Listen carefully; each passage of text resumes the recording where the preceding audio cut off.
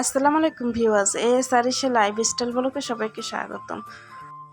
করলা আলু দিয়ে রুই মাছের ঝোল রান্না করব, সেটাই তোমাদের সাথে শেয়ার করব। বন্ধুরা, তোমরা লাইক দিয়ে ভিডিওটি দেখতে থাকো। তেল গরম করে নিছি আর রাঁধুনি দিয়ে দিছি। এই রাঁধুনিটা দিলে সুন্দর একটা ঘ্রাণ হয়, তাই দিয়ে দিলাম। পেঁয়াজ দিয়ে দিব আর পেঁয়াজগুলো ভেজে নিব।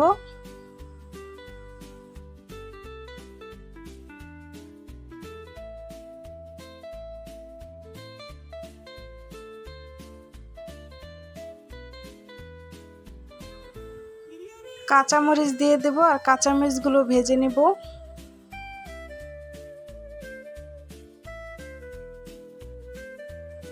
রাঁধুনি না থাকলে তোমরা জিরাও দিতে পারো, আর জিরাটা আগে একটু ভেজে নিবা।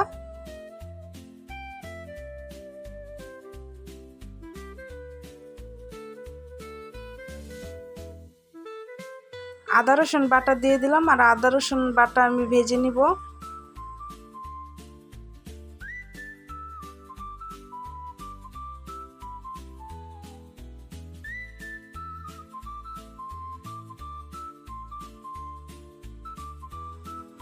পেঁয়াজগুলো ভাজা শেষ, এখন আমি পানি দিয়ে দেব।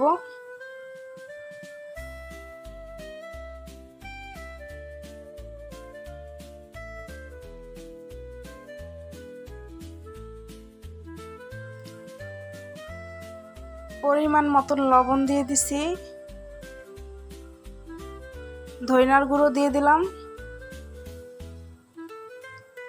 হলুদের গুঁড়ো দিছি, মরিচের গুঁড়ো দিব। নাড়াচাড়া দিয়ে কষায় নিব।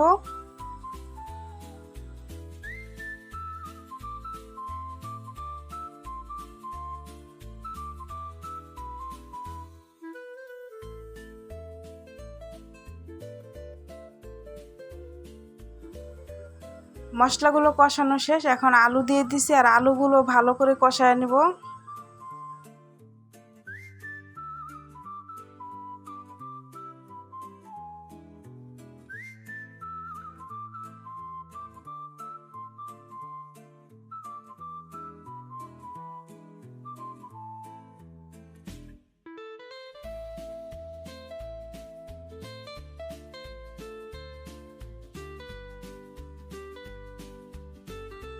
আলুগুলো আমি কষায় নিছি, তা এখন আমি করলা দিয়ে দিব।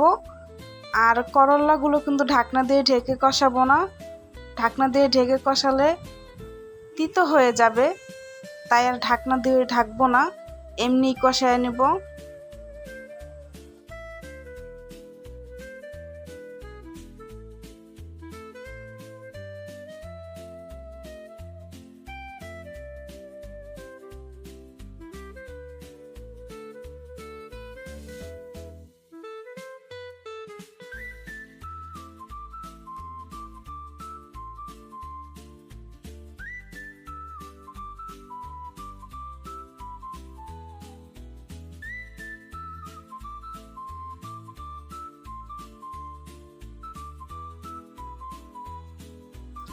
তরকারিটা কষানো শেষ, এখন আমি পানি দিয়ে দিব।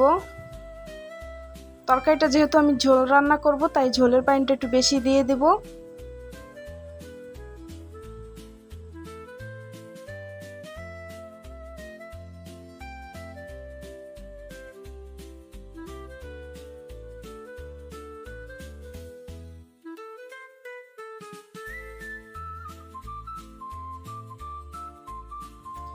তরকারিটা বলক এসে পড়ছে, তরকারিটা হইতে থাক, আমি মাছটা ভেজে নিই।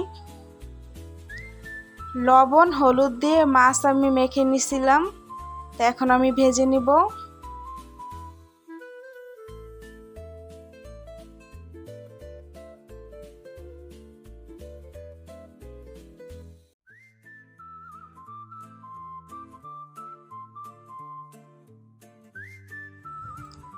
মাছ ভাজা শেষ, এখন তরকারিতে দিয়ে দিব। রুই মাছটা ছোট ছিল, বড় রুই মাছ দিয়ে রান্না করলে আরো বেশি মজা হয়। ছোট রুই মাছও ভালো লাগে খাইতে, খারাপ লাগে না।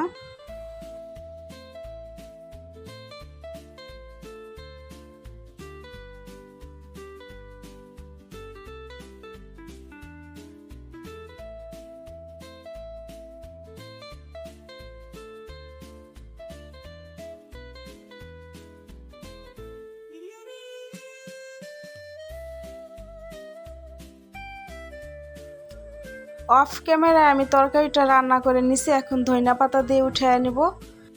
তরকারি রান্নাটা কেমন হলো সবাই জানাবা। ভিডিওটি যদি ভালো লাগে সাবস্ক্রাইব, লাইক, শেয়ার করে পাশে থেকো বন্ধুরা।